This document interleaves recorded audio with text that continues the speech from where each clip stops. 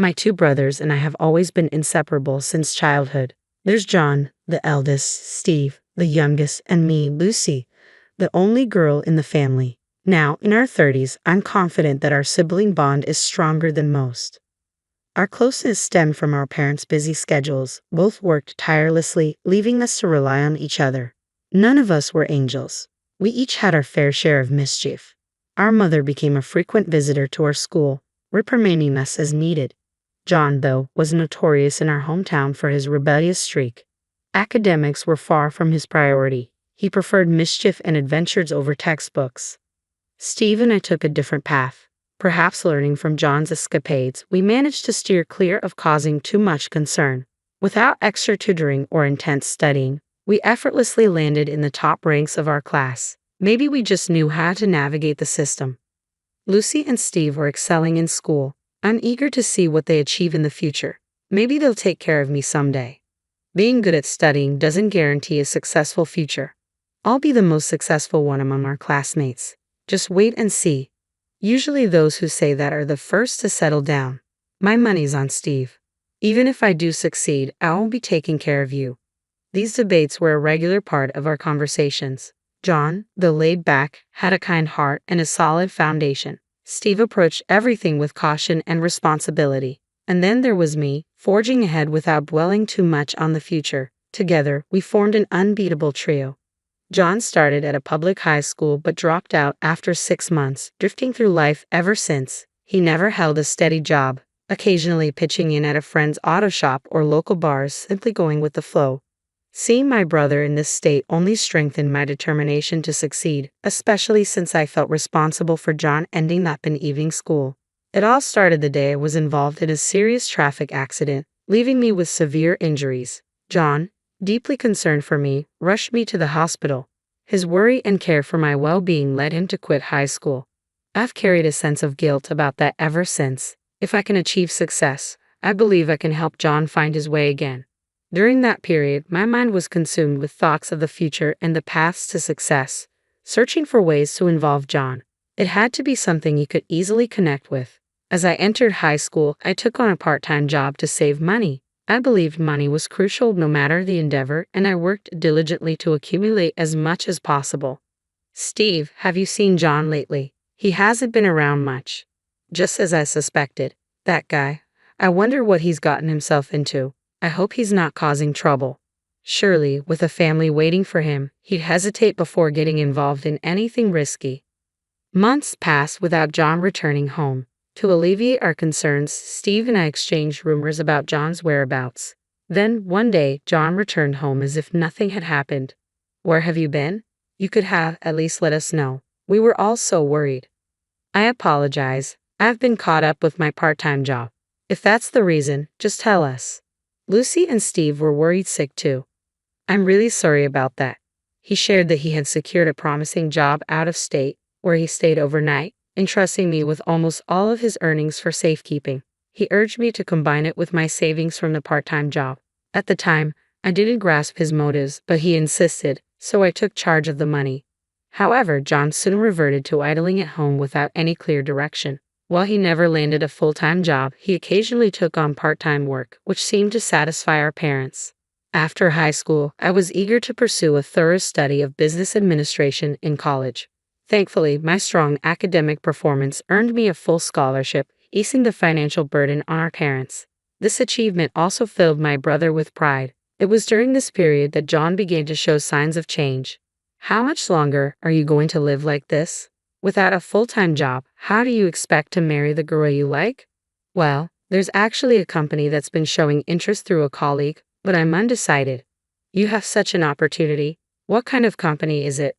"Construction. It's the site where I've been doing part-time work for the past few months. Not sure if I see myself doing it forever. Starts early in the morning. You should take it. If you've got the chance, give it your best shot."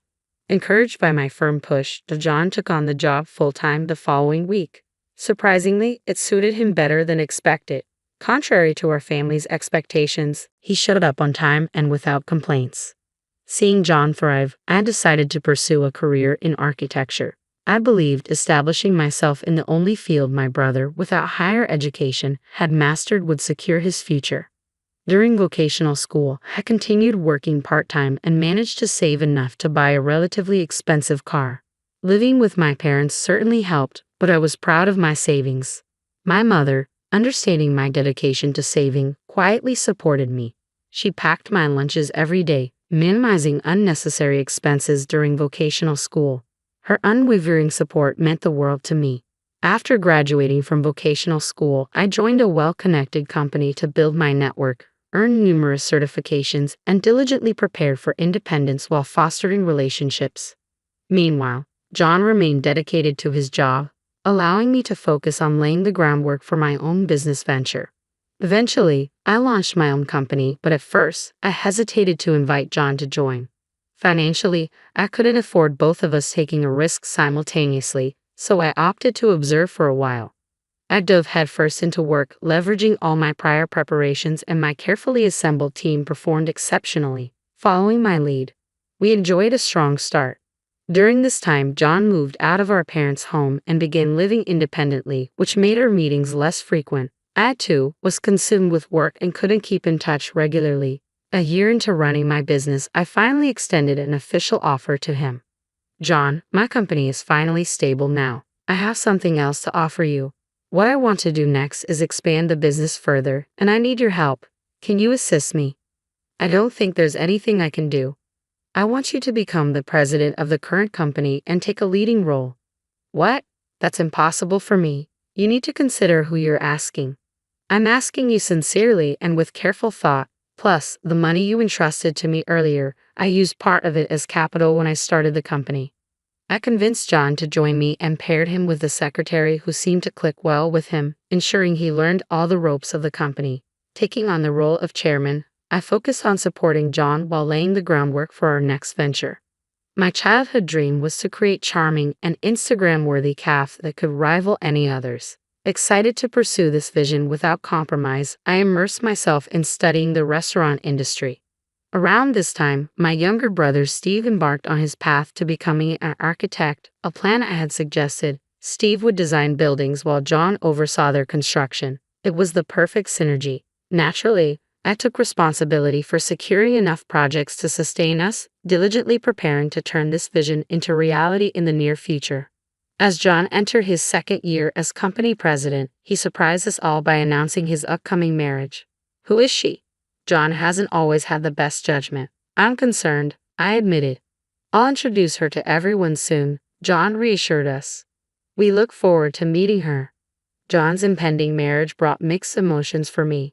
We had always been a tight-knit trio, so the thought of an outsider joining us unsettled me. Nevertheless, I knew I had to set aside my unease and celebrate my brother's happiness. At a family gathering with both sides present, I finally met John's fiancée, Bella.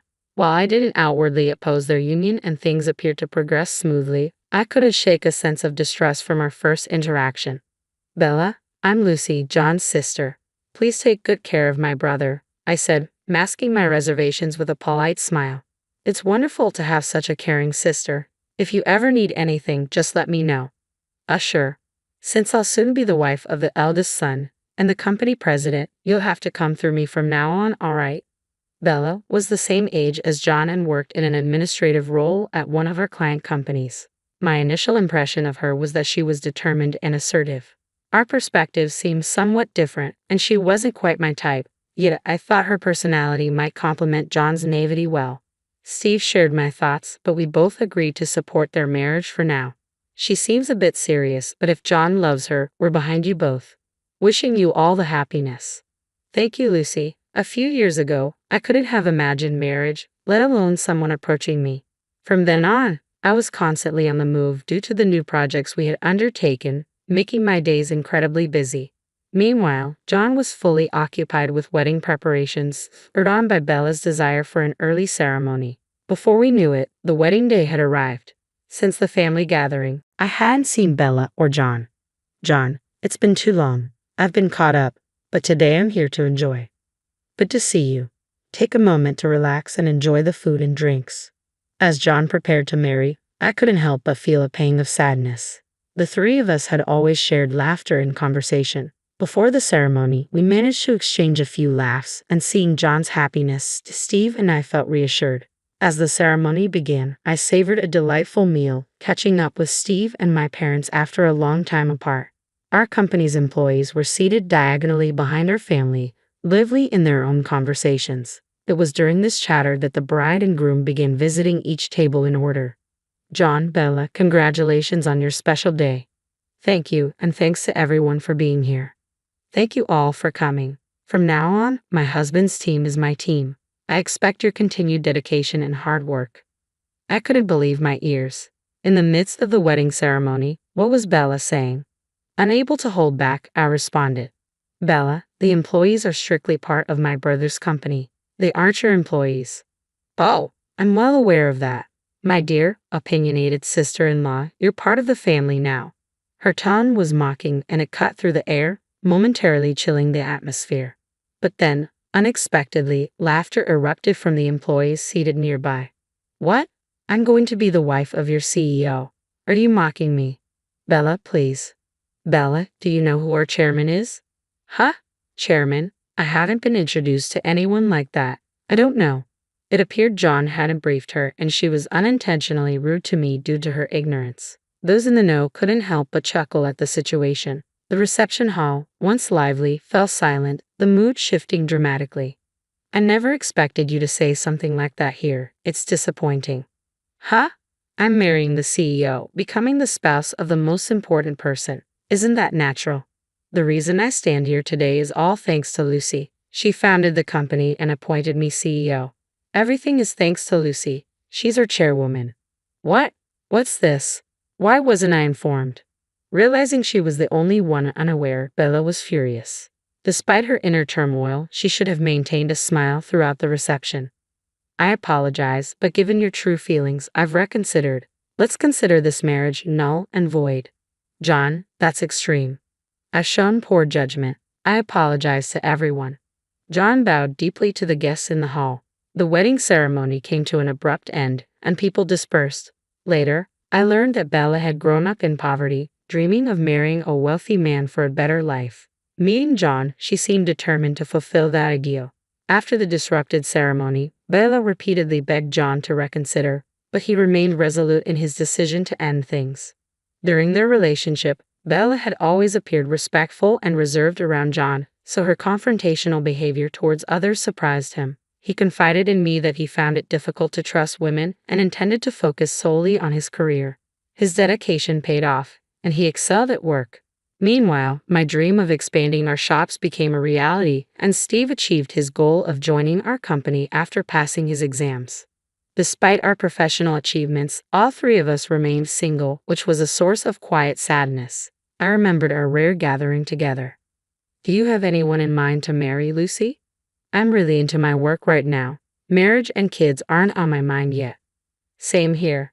As long as we're happy, that's what counts. I'm not keen on marriage either. How about building a house then? John could move back and we could all live together. Steve's proposal caught me off guard amid our busy lives. Over the years, we've focused on ourselves, but now the idea of following in our parents' footsteps and caring for them seemed fitting. While the company was making progress and taking shape, there was still much to do before we could call it a success. Starting with a home as a base and building our future together sounded like a solid plan. I rarely agreed with Steve's suggestion. Steve, that's brilliant. What a wonderful idea. Exactly. Steve, you handle the design. Lucy, find us the perfect plot of land, and I'll build us a spectacular house. This was the exact scenario I had always dreamed of, achieving something together with my brothers. We'd been a team since childhood, and I'd always hoped we could carry that bond into adulthood. My brothers and I, right then, I felt fearless about the future. Even if I never marry or find a partner, I have strong allies by my side. With them, I'm confident I can continue pursuing what brings me joy.